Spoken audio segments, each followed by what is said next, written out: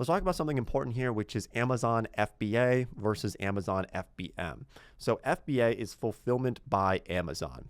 Essentially what you're doing here is you will send your products to Amazon's warehouses, and then Amazon will fulfill the orders for you. This is what most sellers do on the platform, and this is why Amazon is such a successful platform today, is because they are shipping out the orders for the sellers rather than like you getting an order and then you like packaging up something and then like going down to the post office and mailing it, right? This saves people a lot of time. It also means that you can do this from anywhere because you don't have to have your own warehouse and be shipping things out. You can be actually on the beach somewhere, just on your laptop and managing everything without actually really having to touch the inventory that you're selling, thanks to fulfillment by Amazon.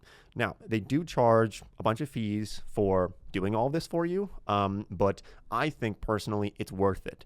It saves you a lot of time, it saves you a lot of headache from having to deal with shipping. You just send in your inventory all at once to their warehouse. It goes up in some bins somewhere, and then every time an order gets placed on Amazon, Amazon will go, a worker or a robot, I think these days, will go and pick out that item and they will ship it out for you. And you can just view it all from your computer, which is pretty great. Fulfillment by merchant. Some people still use this. It's useful for like big products, for example, like if you're selling like desks or something, or you're selling like refrigerators on Amazon. Amazon warehouses would charge you a lot of money. It's not really like, doesn't make a lot of sense for those huge products to be going through the Amazon warehouse. So that's the time that I see people using fulfillment by merchant, is for those really large items, or if you're a small scale seller and you're only selling like 5 to 10 items per day, per month, or if it's like a really custom item and you want to customize it every time for every order, that's when fulfillment by merchant could be useful. So think of like fulfillment by merchant like